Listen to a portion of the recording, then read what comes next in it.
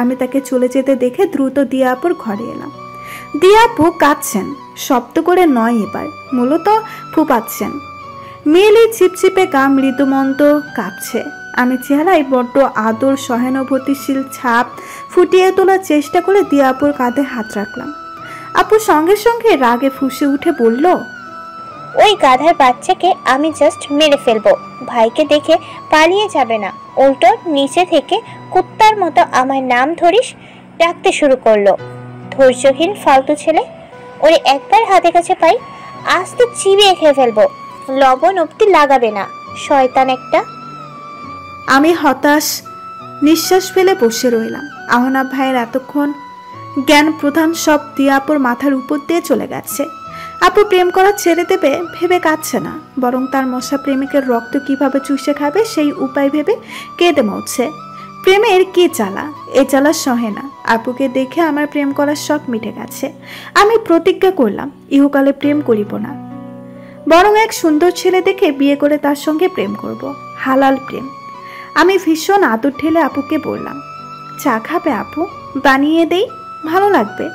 দিয়া আপু মাথা তুলে আমার দিকে রাগান্বিত চোখে চাইলেন, যেন এই দু চোখ ক্রোধিক ভস্য করে দেবে আমায়। অতঃপর এই ভস্য করা ছাই দিয়ে তিনি চা বানিয়ে রাস্তার কুকুরকে খাওয়াবেন। তথাপি নিজের মুখে এই চা রুচবেন না। আহা, আমার ছায়ের কি নিদারুণ অপমান! সহ্য হলো না এই অপমান। আমি উঠে গেলাম তার পাশে থেকে। দিয়া আপুর দিকে চেয়ে বললাম, তুমি শোক বিরহ পালন করো, তবে আমি চাই। বড্ড চা চা পাচ্ছে, এই মুহূর্তে চা না খেলে মরে যাব। গুরুত্বপূর্ণ বিষয়ে এ ধরনের অমূলক কথা আপুর সহ্য হলো না। তিনি বিছানার উপরে থেকে বালিশ নিয়ে ছুঁড়ে ফেললেন আমার উপর। আমি দ্রুত ক্যাচ করে ফেললাম বালিশ, হেসে উঠলাম। আমার সুন্দর হাসি আপুর সহ্য হলো না একদম। চাকরের বাচ্চা, দূর হ আমার সামনে থেকে। আমি তার কথা মতো নিজের মুখ সমেত তার ঘর ছেড়ে বেরিয়ে রান্নাঘরে এলাম। আমার মা রান্নাঘরে পেঁয়াজ কাটছেন, বড় আম্মু চুলায় ডাল বসিয়েছেন। ইস, কি সুন্দর ঘ্রাণ!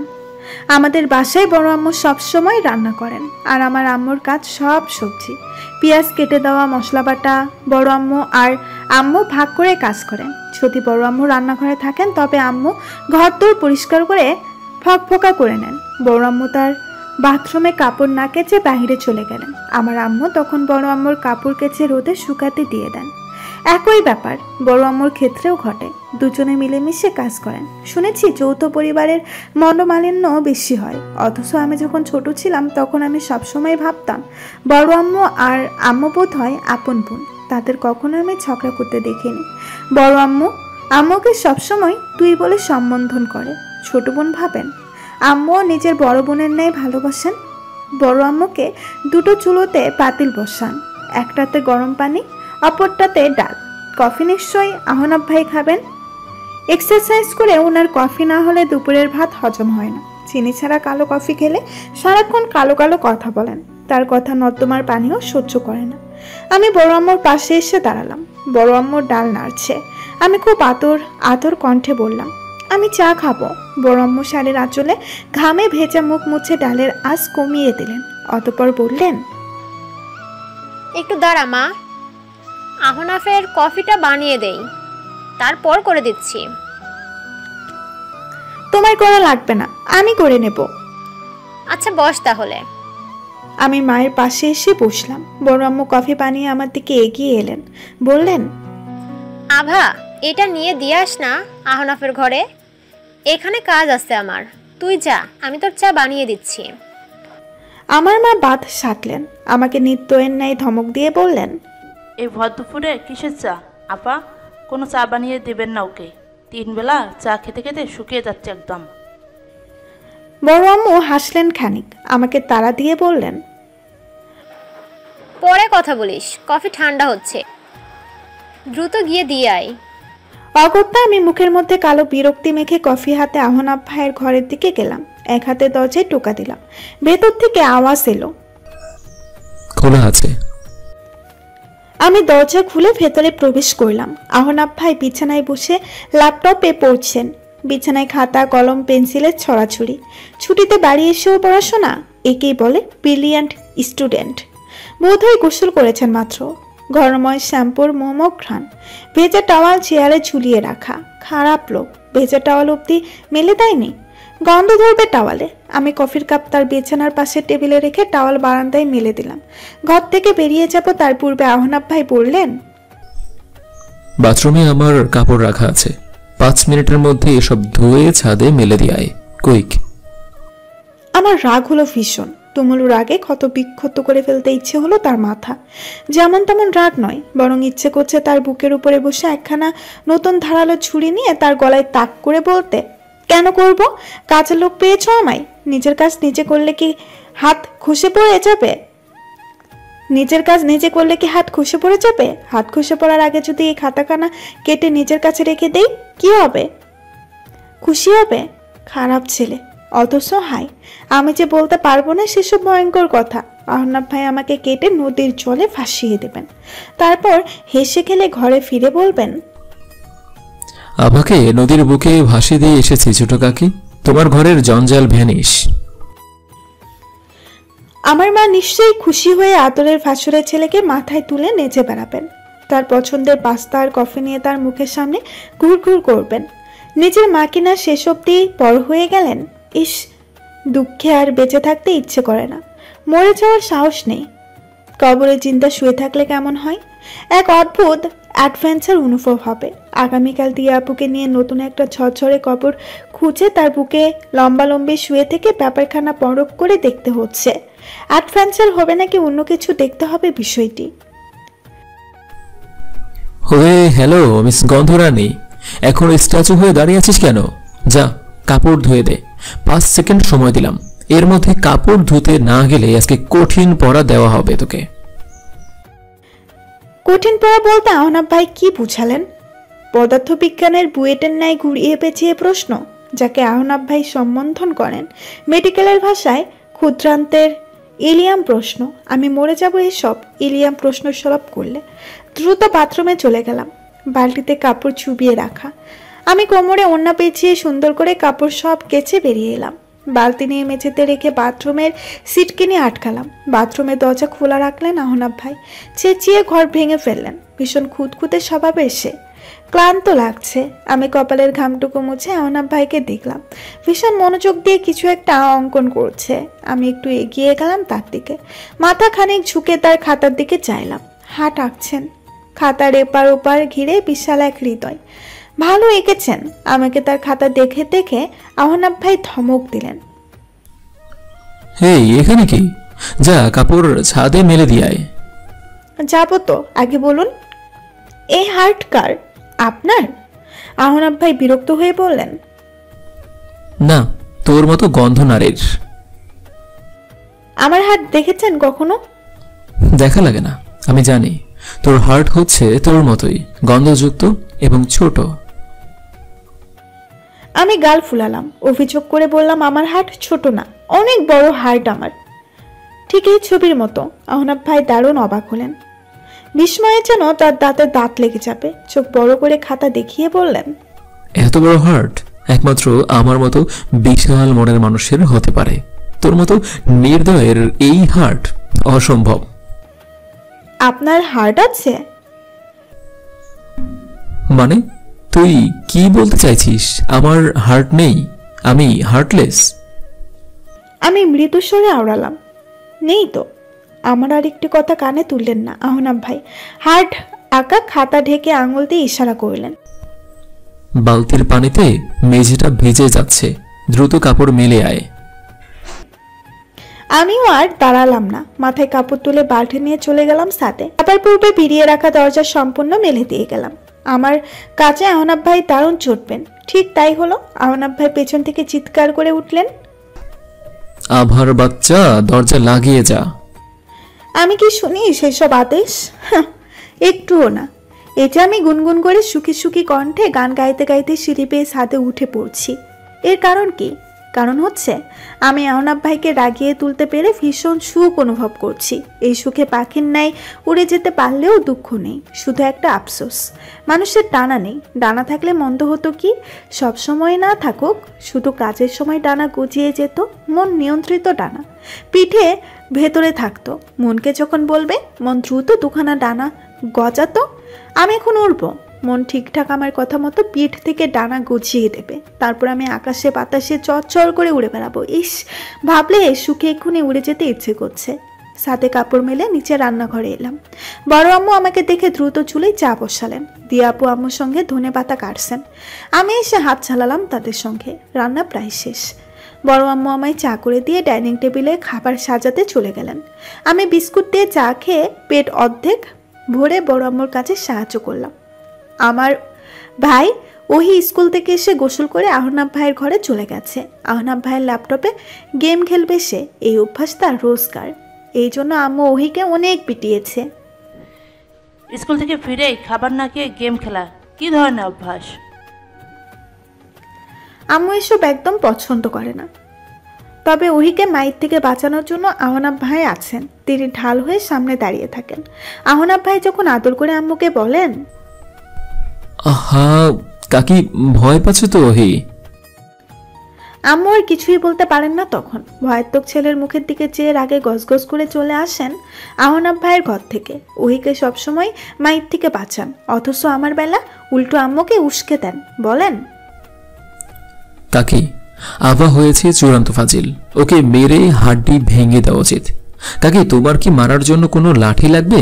আমি কি 30 টাকা দিয়ে লাঠি বানিয়ে আনবো? কাকি পিঠে আরো 2বার মারো তো, হাতে বারবার মারা ঠিক হচ্ছে না। ইস, নির্দয় নির্দয় নির্দয়। এ ধরনের নির্দয় লোক আমি আমার জীবনে দেখিনি। কিন্তু কপালে দেখো, আমি এই নির্দয় লোককে কিনা আমার এত বড় হৃদয়ে দিয়ে বসলাম। এই দুঃখের সাগরের পানিতে ডুবে মরে যেতে ইচ্ছে করছে, কিন্তু সাঁতার পারি না। তাই সেই ইচ্ছাও পূরণ করতে পারছি না। মির্জাপুর ইচ্ছে। মাগরিবের আজানের পর সবাই চা কফি খেয়ে নিজ নিজ ঘরে চলে গেছে।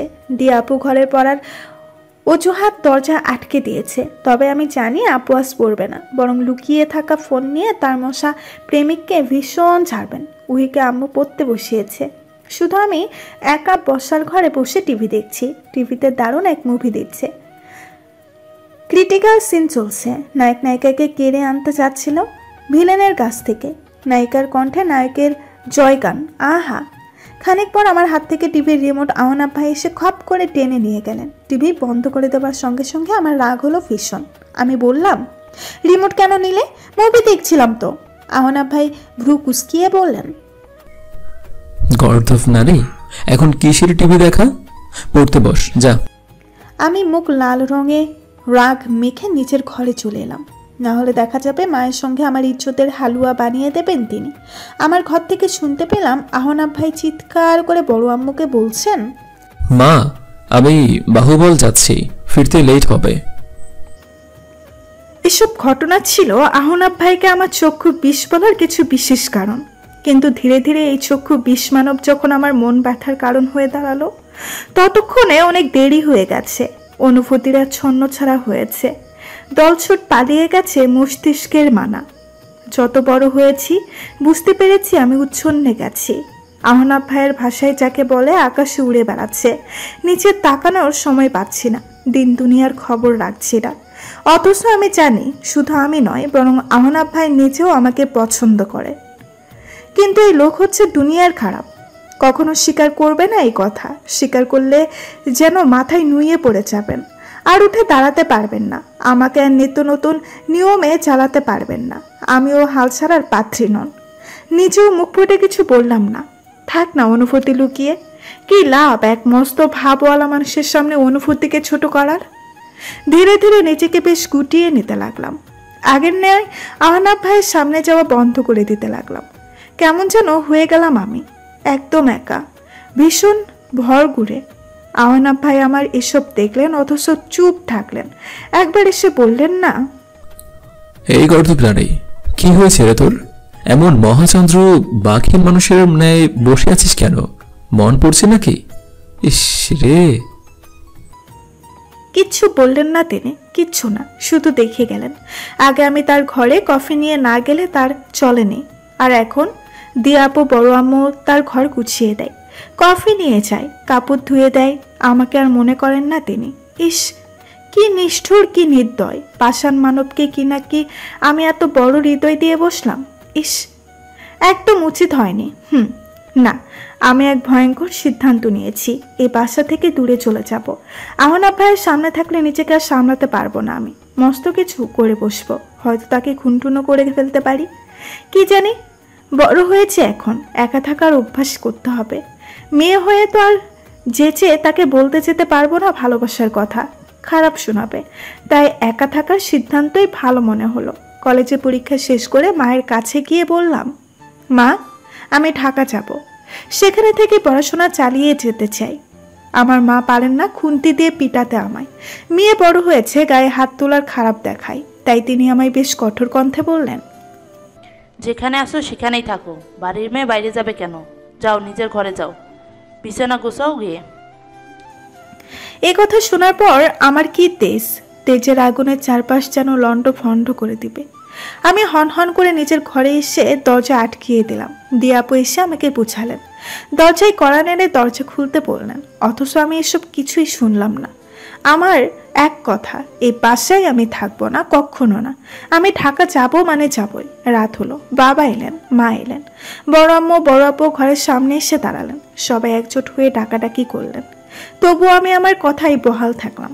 বড় আম্মু শেষে বললেন, আভা, ঢাকা যেতে চাইলে এক্ষুনি দরজা খুলে এসো। আমার দাবি মেনে নিলেন তারা। আমাকে আর বাইকে আকাশে উড়ে বেড়াচ্ছি এখনই। দ্রুত দরজা খুলে বাহিরে এলাম। বাড়ির সবার মুখখানা থমথমে। বড় আপু আমাকে ধরে সোফায় বসালেন, কথা তুললেন নিচেই। তুমি ঢাকায় যাবে এক শর্তে। আমি মাথা তুলে চাইলাম। আহনাব ভাই পাশে এসে দাঁড়িয়েছেন। আমার থেকে খুন করে ফেলা ধরনের চাহনি রেখে দাঁড়িয়ে আছেন, যেন একবার হাতের নাগালে পেরে মেরে তক্তা বানিয়ে দেবেন। অথচ আমি কি তাকে দেখতে পেলাম? আমি এখন রেগে আছি, সংকল্পে আটকে গেছি। এখন আমি তাকে দেখবো কেন? একটুও দেখবো না। আমি বললাম, যে কোনো সত্য মানব। বড় আপু কিছুক্ষণ চুপ থেকে বললেন, আমরা তোমার জন্য ছেলে দেখব, তোমার সাথে এনগেজমেন্ট হয়ে যাবে। তার পরে তুমি ঢাকা যাও না অন্য জায়গায় যাও, সমস্যা নেই, কিন্তু ঘর ছাড়তে হলে তোমাকে সীমাবদ্ধতা দেওয়া হবে। বিয়ে হচ্ছে সেই সীমাবদ্ধতা। ঢাকার পরিবেশ ভালো না, আমরা চাই না সেখানে গিয়ে তুমি ঢাকার মানুষের ন্যায় উচ্ছৃঙ্খল জীবনযাপন করো। কারো সঙ্গে কমিটমেন্ট থাকলে তুমি সাবধানে থাকবে। তাই এই সিদ্ধান্ত। তোমার মতামত কি এতে? আমি আটকে উঠলাম। বুকের ভেতরে ধরফর করতে শুরু করলো। আপুর দিকে তাকালাম, আপু চুপ। অর্থাৎ বড় আপুর যা ইচ্ছে আপুও তাই হচ্ছে। আমি আর চোখে আহনাব ভাইয়ের দিকে তাকালাম। তিনিও অবাক হচ্ছেন। বড় আপুর দিকে হতভম্ব চোখে চেয়ে রইলেন। আমার ভেতরে জেদ চাপলো, ভয়ঙ্কর জেদ। আমি এক বাক্যে বললাম, আমি সত্যি রাজি। বড় আপুকে হালকা হাতে দেখা গেল। আহনাব ভাই একবার বড় আপুর দিকে, আরও একবার আমার দিকে চাইলেন। বারবার এ মুখ ও মুখ চেয়ে অবাক হচ্ছেন। আমি নির্বিকার। তাকে জব্দ করব এবার। অতপর আর কি, আমার জন্য বেশ হম্বিতম্বি করে পাত্র দেখা হচ্ছে। দিয়াপু এসে আমাকে বললেন, এই আবার বাচ্চা, তুই কি সত্যি বিয়ে করবি? এই আমার না কেমন যেন লাগছে। আহনাফ ভাইকে দেখেছিস? তোরে বিয়ের কথা শোনার পর থেকে বাড়িতেই থাকছে না দুদণ্ড, ঢাকা যাচ্ছে না, বাসায় নেই, সারাক্ষণ বন্ধুদের সঙ্গেই বাইরে। এই তোদের কি কিছু মিছু চলছিল? তুই কি ভাইকে সেকা দিয়েছিস? আমি দীর্ঘশ্বাস ফেললাম। বললাম, তোমার ভাইকে ছ্যাঁকা দেওয়ার সাধ্য আমার আছে? সে যদি নিজেই ছ্যাঁকা করে নেয় ঘুরে বেড়াই, তবে আমার কি করা উচিত? এতে মরে যাওয়া উচিত নাকি ছাদ থেকে লাফিয়ে পড়া উচিত? সরতা এখন আমার ভালো লাগছে না, আর মাথা ধরেছে, ঘুমাবো। দিয়া আপু আর কথা বাড়ালেন না। আমি দিয়া আপুর কোলে মাথা রেখে ঘুমিয়ে পড়লাম। দিয়া আপু আমার চুলে হাত বুলিয়ে কিছু একটা চিন্তা করছে। আমি বুঝতে পারছি কি চিন্তা করছে, কিন্তু আপাতত আমি তার চিন্তাকে প্রশ্রয় দিতে চাইছি না। দেখা যাক জল কত দূর গড়ায়, কোথাকার পানি কোথায় গিয়ে আটকে। পাত্র পাওয়া গেছে, ডাক্তার পাত্র। তাও কিসের ডাক্তার? দাঁতের ডাক্তার। ছি, মানুষের মুখের ভেতরে দেখে বাড়ানো ডাক্তার। ঘৃণা পেল ভীষণ। এই চেয়ে তো আহনাব ভাই ভালো ছিলেন। উফ, আবার আহনাব ভাই। এই আহনাব ভাইয়ের চক্করে পড়ে একদিন নির্ঘাত আমি মারা যাব। তারপর আমার লাশ আর খুঁজে পাওয়া যাবে না। ছাই হয়ে আহনাব ভাইয়ের মনের মধ্যে টুপ করে বসে থাকবো। আর ছাড়বো না নিজের স্থান। বেঁচে থাকতে তো তিনি কদর করেননি, তাই মরে গিয়ে বুঝাবো আমার কদর কি ছিল। উফ, ভালো লাগছে না কিছু। দিন যত যাচ্ছে আহনাফ ভাইয়ের প্রতি আরো দুর্বল হচ্ছি। বিয়ে করছি দাঁতের ডাক্তারকে, অথচ মনে মনে আহনাফ ভাইয়ের 3 কবুল করা স্ত্রী আমি।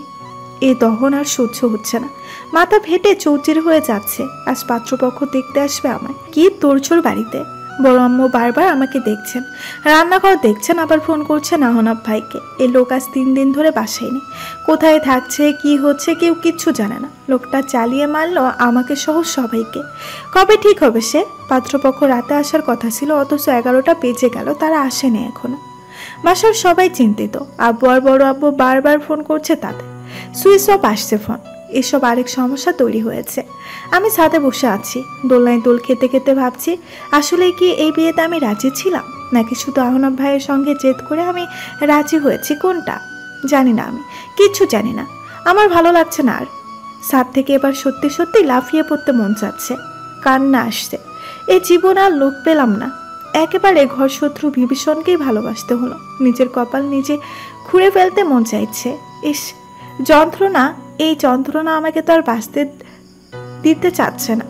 আমার চোখে পানি চলে এসেছে।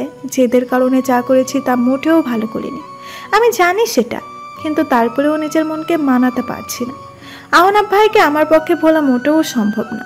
রঙে রঙে মিশে আছে সে, কি করে ভুলে যাব? হঠাৎ আমার বসে থাকা দোলনা দুলে উঠল। আমি চমকে গেলাম, চোখের পানি মুছে তাকালাম পাশে। ও আল্লাহ, আহনাফ ভাই আমার পাশে বসে আছেন। দোলনায় পেছনে পিঠ ঠেলে রেখে আকাশের দিকে চেয়ে আছেন। যে জন থেকে পালাতে চায় সে জন বারবার সামনে এসে দাঁড়ায়। আমি বললাম, কেন এসেছো এখানে? আহনাফ ভাই আমার দিকে তাকালেন, অবাক হয়ে বললেন, কেন আসবো না? দোলনা কি তুই কিনে রেখেছিস? আমি দোলনায় আগে এসে বসেছি, সুতরাং এটা এখন আমার। ওঠো তুমি। না, উঠে যাননি সে, উল্টো আমার মাথার পেছনে চুল মুঠো হয়ে পড়ে শক্ত করে টেনে ধরলেন। আমি ব্যথায় কুকড়ে উঠলাম। তিনি আমার দিকে মুখ ঝুঁকিয়ে এনে বললেন, আমার সঙ্গে জেদ দেখাস কেন বারবার? কে বলেছে বিয়েতে রাজি হতে? বেশি বড় হয়েছিস, হ্যাঁ? পাকনা গজিয়েছে, পাকনা কেটে দেই তাহলে। আমি জোর করে আমার চুলের গোছা আর হাত থেকে ছাড়িয়ে নিয়ে বললাম, মানে কি করবে তুমি? বিয়ে হবে না তোর, পাত্রপক্ষ মানা করে দিয়েছে। আমি বিস্মিত হলাম, বললাম, মানে কেন?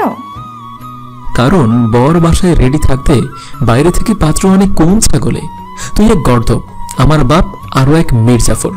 দুজনই আমার শান্তি, প্রাণ, আত্মা সব জ্বালিয়ে পুড়িয়ে একদম তেনা তেনা করে দিচ্ছিস। অভদ্র কোথাকার। আমি অবাক হলাম, বিস্ময় নিয়ে তার দিকে কিছুক্ষণ চেয়ে দোলনা থেকে উঠে দৌড়ে গেলাম নিচে। নিচে আরেক চিত্র।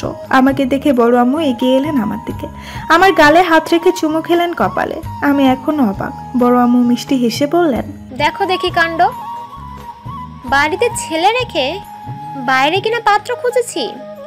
আহনাফটাও না আগে বলবে না ওর তোকে পছন্দ না? এই শেষ মুহূর্তে এসে বলল সে তোকে বিয়ে করবে। দেখো তো কাণ্ডটা, ভালোই হয়েছে, বাড়ির মেয়ে বাড়িতেই থাকবে এখন থেকে। শ্বশুর বাড়ি যেতে দিতে হবে না, এই বাড়ি তোর বাপের বাড়ি, আর এটাই আজ থেকে তোর শ্বশুর বাড়ি। আমি অবাক হলাম, কান দিয়ে গরম ধোঁয়া বের হতে লাগলো। এরা কি বলছে এসব? আমার সাথে আহনাফ ভাইয়ের বিয়ে?